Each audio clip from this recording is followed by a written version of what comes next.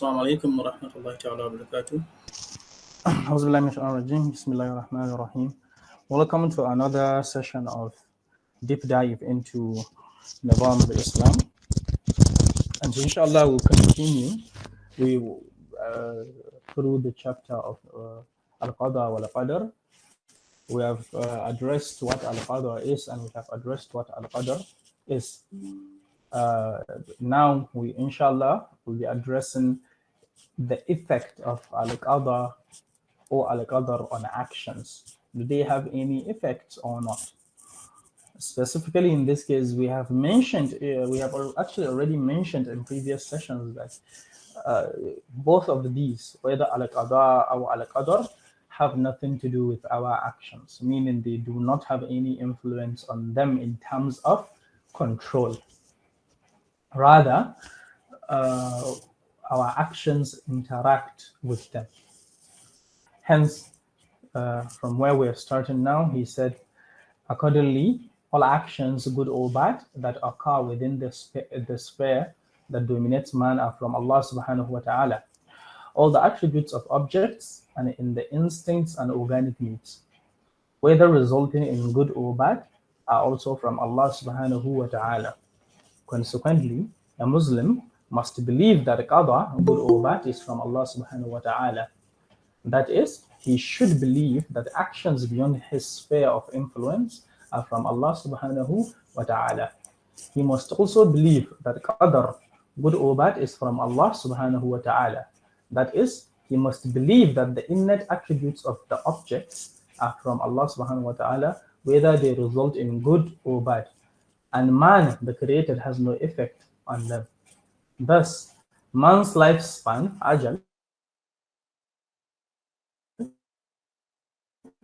Allah wa ta'ala.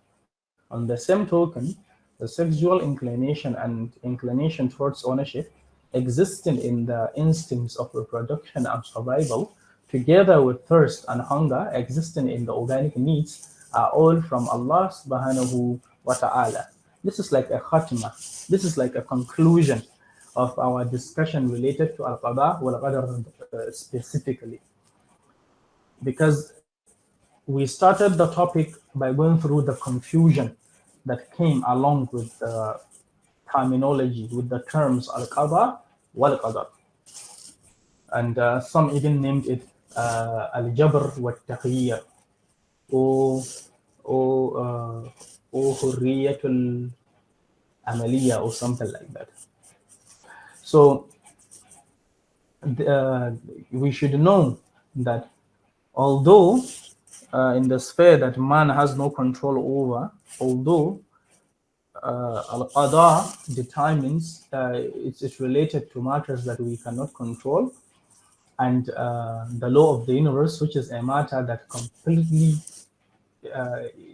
is completely detached from us, and Al-Qadar, which is the attribute of things and our organic needs, although these it is a fact that they have no relationship with us in terms of their nature and how they came to be. It is part of Iman to believe that all these are from Allah subhanahu wa ta'ala. Whether man regards them as good or bad, they are all from Allah subhanahu wa ta'ala. They are a condition of being a Muslim, because they have to do with whether Allah subhanahu wa ta'ala created them or not. So if it's Al-Qadar, it's from Allah subhanahu wa ta'ala. If it's Al-Qadar, it's also from Allah subhanahu wa ta'ala. Now, it is not just saying that I believe in Al-Qadar and Al-Qadar, the good and bad of which are from Allah subhanahu wa ta'ala. It is not just saying it. It's the effect that they have in our lives. Because as we have mentioned since the previous session, since the previous chapter, since chapter 1, is that Iman, the Aqidah, it's the purpose of the Aqidah is to have impact on our lives. It's to determine the way we live our lives, the way we see things. Aqidah provides you with Iman, which separates the impractical and unrealistic from the practical and the realistic, meaning it filters the wheat from the chaff. It separates them, okay? Because there is so much confusion about a lot of things and realities in this world. So what the Aqidah does is it clarifies and filters and refines for you all the way you should view this world and the things that are related to it and the things that it contains. So if you look at the topic of al-Qadaa wal Qadar, what it does is that it shows you the things you should give importance to and the things you shouldn't give much importance to. Yeah, so when it says that your lifespan is not determined by you, it's saying that it's Allah subhanahu wa ta'ala that determines it, and not only did he determine it, but he didn't inform anyone of his lifespan. You are unaware of how long you will be living on this earth. Okay? And your provision, Allah subhanahu wa ta'ala has already decreed what you will acquire for your in terms of wealth, rizq, but he hasn't told you. And the signs, are there signs that you're going to acquire a lot of rizq or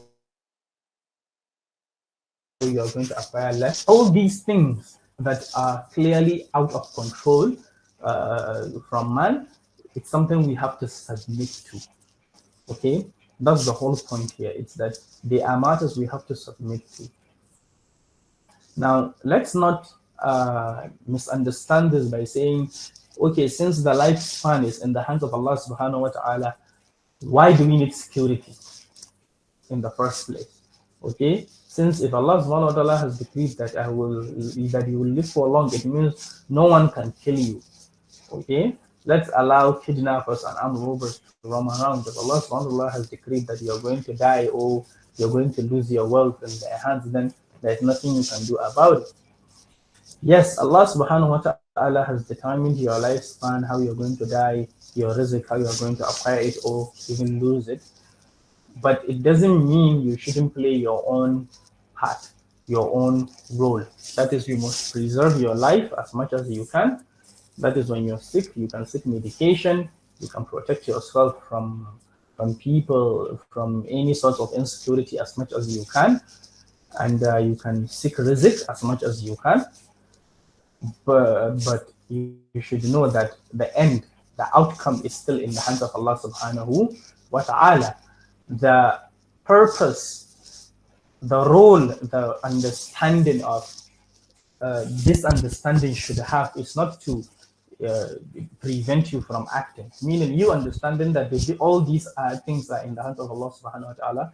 The purpose is not to prevent you or stop you from acting. It's actually to make you understand that you shouldn't use these as excuses at the expense that is to avoid carrying out obligations. So if you're afraid you're going to lose your life, it shouldn't be the reason why you refuse to carry da'wah or go to jihad. If you're afraid of losing rizq, it shouldn't be the excuse, the reason you don't carry da'wah or go out on jihad or do anything else that Allah subhanahu wa ta'ala commands you to. Because as much as Allah subhanahu wa ta'ala commands you to preserve your life, seek rizq, He also informed you that they are all in His hands. Meaning, you implementing a military-grade security system or having a ironclad business plan to acquire wealth will not give you what you want. It's Allah subhanahu wa ta'ala that gives to whom He wills and takes from whom He wills without any consultation. So that's the whole point here. Okay, so I continue reading. This is in respect to the actions that occur within the sphere that dominates man and the attributes of all objects. As for the sphere that man dominates, it is the sphere in which he proceeds freely according to the system he chooses, whether it is the law of Allah subhanahu wa ta'ala sharia or any other. This is the sphere in which the actions that emanate from man or fall upon him occur with his free will. For example, he walks, eats, drinks, and travels whenever he likes. Likewise, he refrains from doing any of these actions whenever he likes. He also burns with fire and cuts with a knife when he chooses. He satisfies the instincts of reproduction and ownership and hunger of his stomach as he likes. He freely performs that or abstains from it. Therefore, man is reckoned on these actions which he performs within his sphere. Though the attributes in objects, instincts, and organic needs, which Allah subhanahu wa ta'ala predetermined in them and also made them intrinsic, have an effect on the outcome of the action, their attributes by themselves do not initiate action. It is man who initiates the action when using them. Hence, the sexual inclination in the instinct of reproduction has the potential for good and bad, and the hunger present in the organic need has the potential for good and bad. However, the one who performs actions that are good or bad is man and not the instinct or the organic need. This is because Allah subhanahu wa ta'ala created man, created for man the mind that comprehends, and he subhanahu wa ta'ala gave the mind the quality of comprehension and judgment. He also guided man to know the path of good and bad. وَهَدَيْنَاهُ النَّجْدَيْنِ, and we showed him, the man, the two paths of good and bad. Surah Al-Balad, verse 10. Allah subhanahu wa ta'ala also created in man the ability to comprehend vice and righteousness. فَأَلْهَمَهَا فُجُورَهَا وَتَقْوَاهَا, and he inspired it as to its wrong fujur and its right taqwa. Surah Al-Shams, verse 8. When man responds to his instincts and organic needs in a manner agreeing with the commands and prohibitions of Allah subhanahu wa ta'ala, then he performs the good action and proceeds in the path of righteousness. When he responds to the instincts and organic needs deviating from the commands and prohibitions of Allah subhanahu wa ta'ala, then he performs the bad action and proceeds in the path of vice. Therefore, in all of that, the good and bad emanate from man. He responds to the needs according to the commands and prohibitions of Allah subhanahu wa ta'ala, and thus does good, or responds to them deviating from Allah subhanahu wa ta'ala's commands and prohibitions, and thus does bad. Consequently, man is reckoned on his actions which occur in the sphere that dominates. Thus, he is either rewarded or punished because he has undertaken those actions freely without any coercion. Although the attributes of the instincts and organic needs are from Allah subhanahu wa ta'ala, and their potential for good and bad is also from Allah subhanahu wa ta'ala, Allah subhanahu wa ta'ala didn't fashion the attribute in a manner that forces man to use it, whether in a way that pleases or displeases Allah subhanahu wa ta'ala, that is in good or bad. Likewise, the attribute of burning was not fashioned in a manner that compels man to burn anything, whether this pleases or displeases Allah subhanahu wa ta'ala, that is in good or bad. Rather, these attributes are fashioned in the objects, instincts, and organic needs in a way that they result in these attributes when anybody uses these matters, objects, instinct, and organic needs, in the proper manner. This quite simplifies and makes everything easy. This, because if one would read just this paragraph we have read, these two paragraphs, it would become absolutely clear. Because you see, in regards to man's action, that is the sphere that man dominates. If you look at the difference between it and the sphere that dominates man, is that this sphere has to do with what man does, not the outcome of man's actions. Not the outcome. Even related to the outcome, we are talking about things that man can control, because there are outcomes that man actually has control over. Okay, now let me rephrase that so as to avoid confusion. Since man controls his actions, he does whatever is it that he does it by himself. He can walk, he can eat, he can jump, he can sleep, he can open his eyes, he can close it on his own. Even if he feels sleepy, he can actually try as much as he can to sleep. Not to sleep, sorry, and he can sleep even when he is not sleepy. He can attempt, at least he can attempt to doing so. So, but what if man refuses to carry out actions that could lead to certain outcomes? For instance, If man does not seek knowledge, there is no way he can acquire knowledge. But can't we then say that knowledge is an outcome of an action? And here we are saying that man controls that outcome.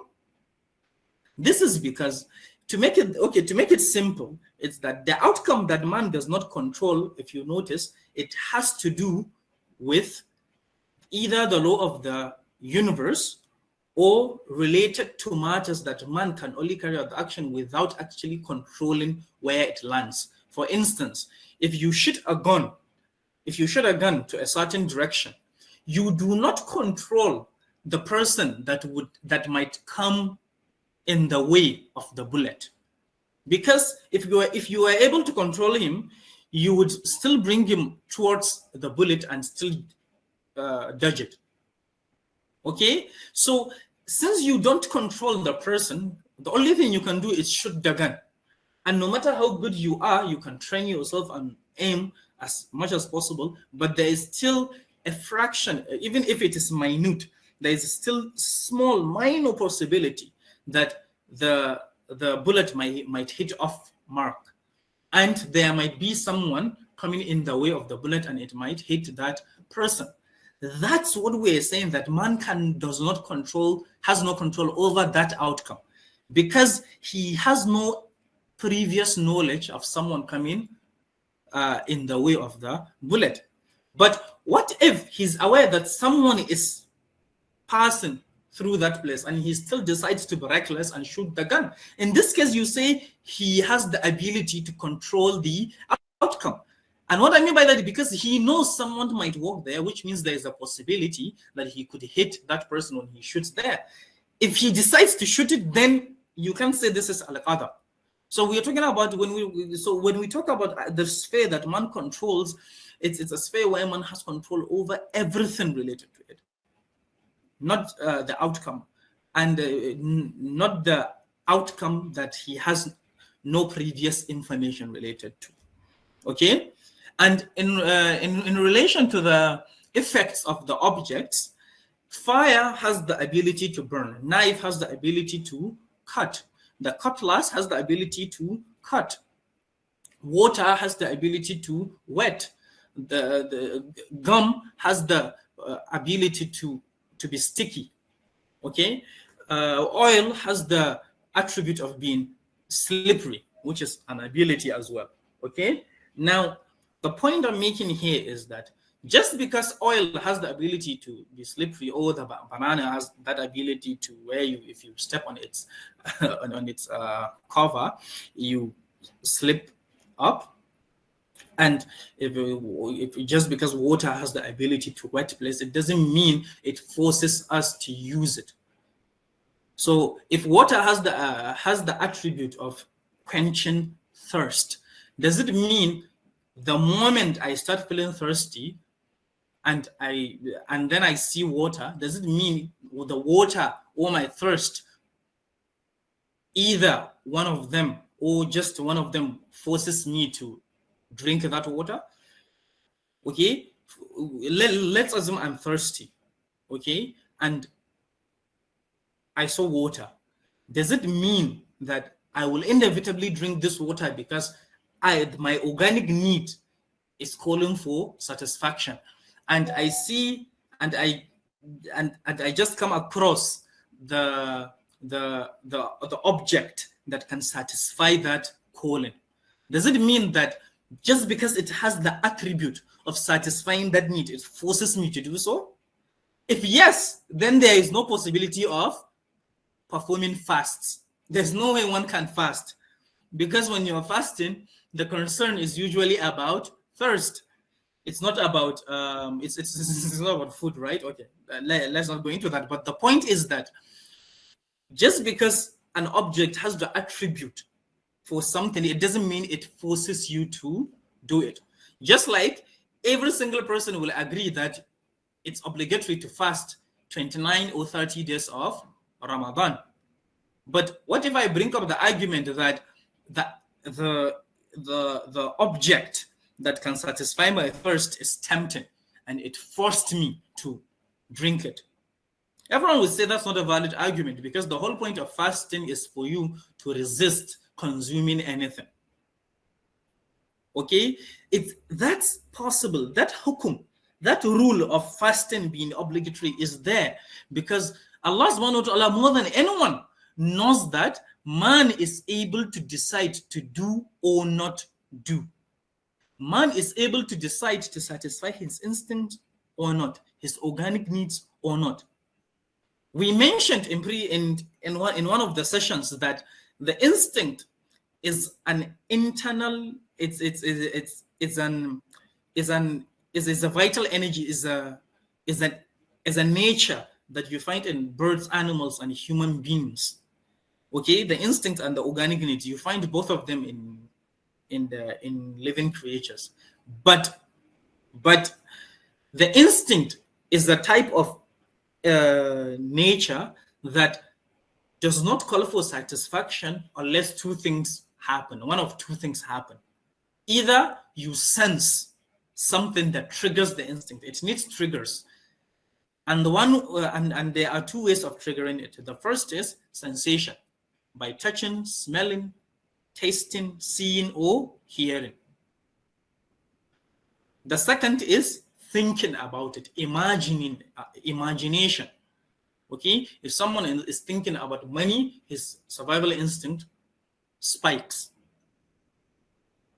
Whereas the organic need, it has internal triggers. When the time for hunger is here, you're hungry. You don't have to see food before you remember, oh, I'm hungry. No.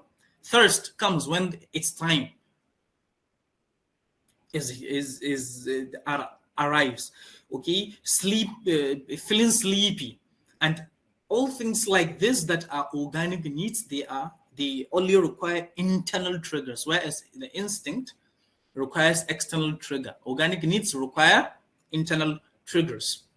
Now, since they are, whether they require internal or external triggers, they are still a part and parcel of what makes us human, living creatures, right?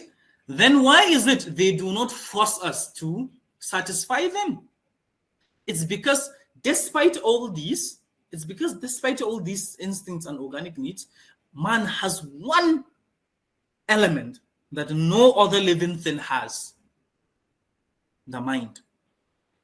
Have you ever asked yourself, why is it that the buffalo is huge? It has horns and things like that.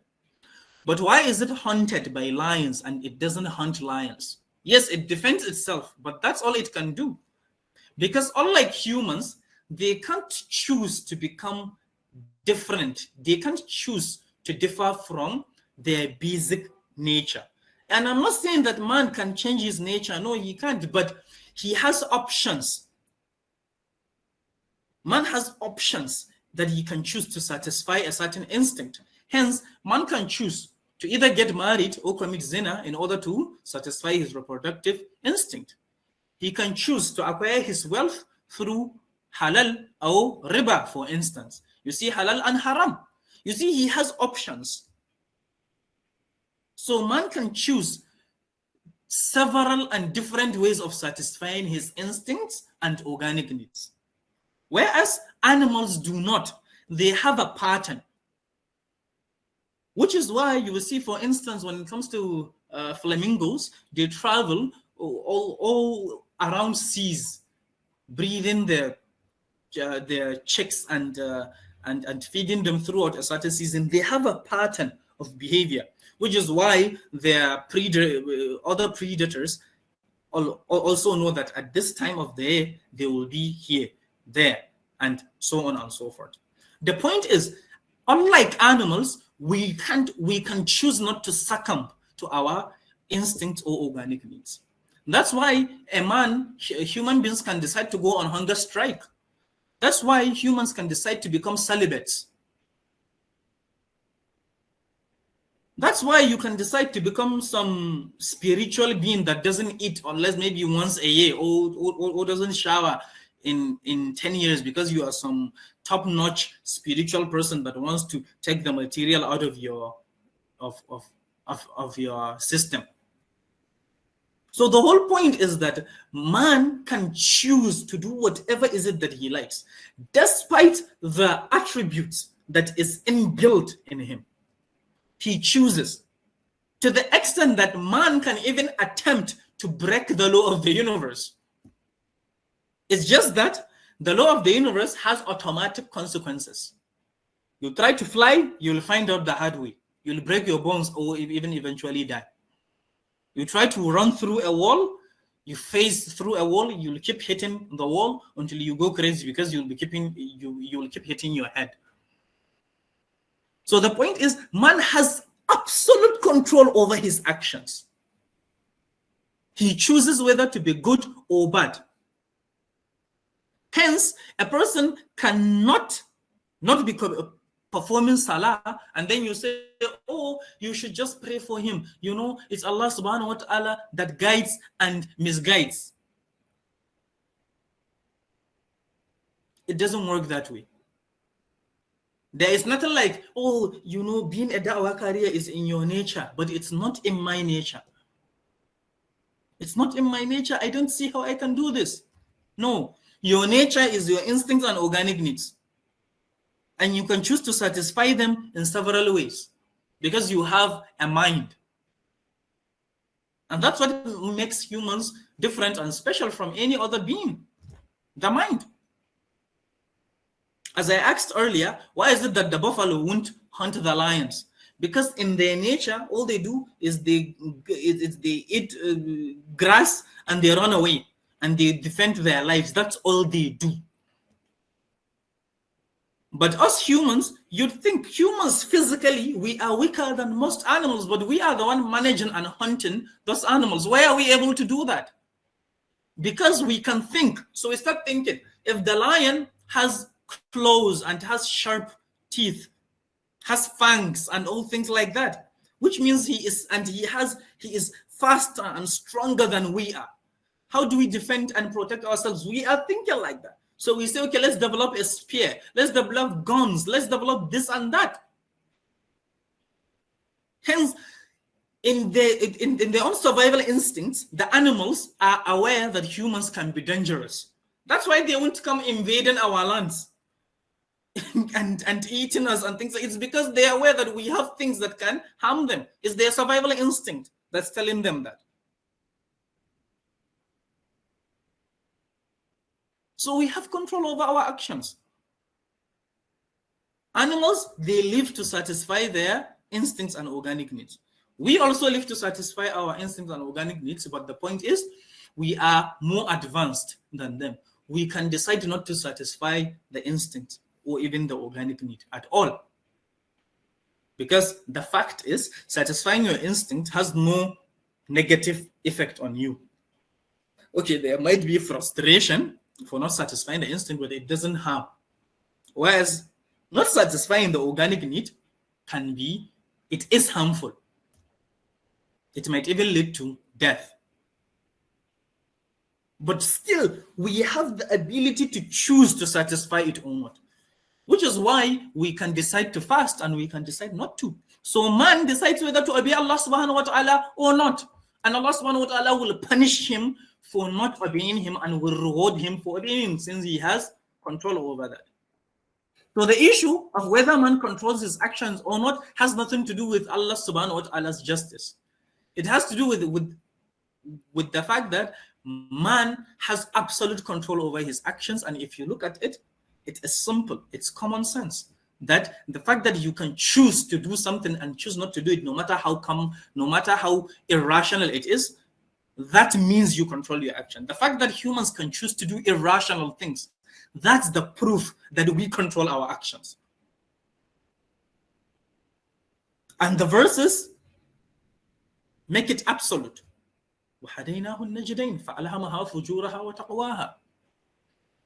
The Rasulullah said, إِنَّ الْحَلَالَ بَيِّنٌ وَإِنَّ الْحَرَامَ بَيِّنٌ وَبَيْنَهُمَا أُمُورٌ مُشْتَبِهَاتٌ لَا يَعْلَمُهُنَّ كَثِيرٌ مِنَ النَّاسِ وَمَنِ اتَّقَى فِي الشُّبُهَاتِ وَقَعَ فِي الْحَرَامِ. The halal is clear, it's obvious, we have made it clear and apparent. The haram, the same. But between them, there are things that are not clear. There are several points that can be extracted from this, but the point I'm trying to make here, one of the many points that it's there, but the most important one here that I want to share here is that the unclear things are, for instance, you're about to carry out an action, but you're unaware of its hukum. Then you still decide to carry out that action. That's meaning you have decided to stop and stand, meaning you have decided to abide by your doubt and lack of clarity. Vagueness. You're not aware of the hukum, you're thinking, okay, it could be halal, it could be haram, or it could be mubah. Even if you know it's absolutely halal, but you don't know whether it's fard, or sunnah, or mubah. If you carry out that action, you have still fallen into haram. Because whoever stops, abides, meaning adheres to that shubha, doubt, he has fallen into haram. Now, the fact that you can choose, that's what Allah is telling us here, that you can actually choose not to seek knowledge and find out whether it's halal or haram, meaning it's hukum. That's what Allah is saying. I created you and I know you can choose to acquire the knowledge of halal and haram. Because the mercy of Allah subhanahu wa ta'ala, the pleasure of Allah subhanahu wa ta'ala is sought. So when Allah subhanahu wa ta'ala said, Man yuridillahu bihi khayran yufaqihuhu. Whoever Allah subhanahu wa ta'ala wants khayr for, he gives him knowledge. What it means is, if you want Allah subhanahu wa ta'ala to love you, seek knowledge, because that's the only way you can obey him. Because loving Allah subhanahu wa ta'ala in return is to obey him. قُلْ إِن كُنْتُمْ تُحِبُّونَ اللَّهَ فَاتَّبِعُونِي يُحْبِبُكُمُ اللَّهُ وَيَغْفِرْ لَكُمْ ذُنُوبَكُمْ. Say, O Muhammad, tell them, if you love Allah subhanahu wa ta'ala, follow me. Me, Muhammad, follow me. Allah subhanahu wa ta'ala will love you and he will forgive you. Because in another place, Allah subhanahu wa ta'ala said, if you follow Muhammad, you follow Allah subhanahu wa ta'ala. مَن يُطِعِ الرَّسُولَ فَقَدْ أَطَاعَ اللَّهَ وَمَا أَتَاكُمُ الرَّسُولُ فَخُذُوهُ وَمَا نَهَاكُمْ عَنْهُ فَانْتَهُوا. Whatever the Rasul sallallahu alaihi wasallam gives you, follow it. Whenever he prohibits you, abstain from it. Meaning you can choose. You can actually choose to obey Allah. You can choose not to obey him. So ya akhi, if you are not carrying the da'wah, it's your fault. It's not that it's not in your nature. It is not anything that's not permanent among beings. It's not natural. It's not nature. That's what I mean. Anything that can be found in the majority of the people, but cannot be found in some. The fact that there are few people that are not like that mean it's not nature.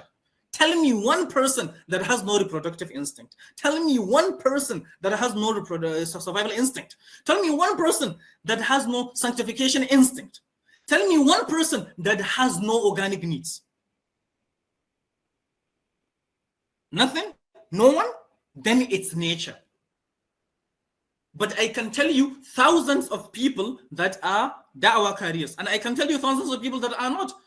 We can all mention thousands of people that pray, the kuffar, hundreds of thousands and millions of them. We can mention millions of Muslims that pray. It's not because in their nature, it's in their nature to be kuffar, or it's in their nature, it's in our nature to be Muslims. It's not. That's why even in chapter 1, when we said that the correct aqidah that leads to revival has to be incompatible with human nature, we didn't say it's part of your nature. It's compatible with your nature. Because all your problems emerge from that nature. Your instinct or organic needs. All human problems emerge from your instinct or organic needs. The difference between you and an animal is that you think. So you can choose to follow Allah subhanahu wa ta'ala in order to solve your problem, or you can follow Immanuel Kant, Abraham Lincoln, and any other idiot that the West is promoting. Excuse my French. So the point is, we control our actions, and Allah subhanahu wa ta'ala, I guarantee you, will punish us for not obeying him.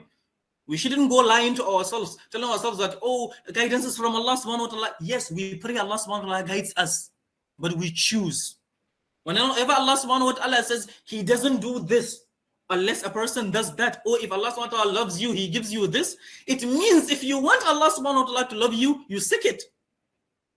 If you want Allah subhanahu wa ta'ala to love you, seek knowledge, because that's the only way you can obey him. Because you can't obey him without knowledge. That's just one example. So for instance, Allah subhanahu wa ta'ala said, if my servant loves me in Hadith Qudsi, if my servant prays for me just the nawafil, then I will love him, I will guide his hand, I will guide his tongue, I will guide his actions. What it means is that if you acquire knowledge, you obey Allah subhanahu wa ta'ala according to that knowledge, then you will see the light and the peacefulness that comes with following Allah subhanahu wa ta'ala. Then Allah subhanahu wa ta'ala will make it easy for you to obey him. Meaning you have surrounded yourself with iman. You have surrounded yourself with the activities to acquire the pleasure of Allah subhanahu wa ta'ala. That's what it means. So we should stop giving ourselves excuses, telling ourselves that, oh no, it's in the hands of Allah, it's in the hands of Allah. Everything is in the hands of Allah, my brother. Everything is in the hands of Allah. If he wanted, we would all have been Muslims.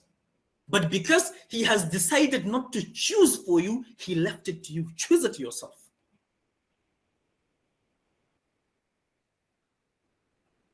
And the same kind of mindset that tells us that guidance is in the hands of Allah subhanahu wa ta'ala will not agree that being a kafir is a choice. It's not a choice, sorry. He will tell you that no, they chose to be kuffar. Okay, but being misguided and not performing your obligation is not a choice? He'll tell you, no, it's a choice to be a kafir, but it's not a choice to... Come on. That's quite selfish, isn't it? And ironic at the same time, which is why it's selfish, actually, in this case. So inshallah, we'll stop here and we will continue from this when Allah subhanahu wa ta'ala created man with his instinct and organic meat. So inshallah, we'll continue here next week. If there are any questions, to kindly ask them, because as we mentioned last week, Google has turned this platform into a for paid platform. So now they only give 1 hour free. I think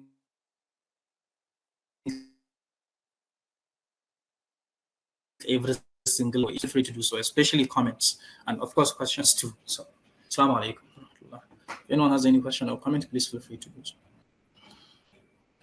Okay, if there are no comments or questions, so inshallah I think we will stay here. We'll stop here and carry on next. Assalamu alaikum wa rahmatullahi wa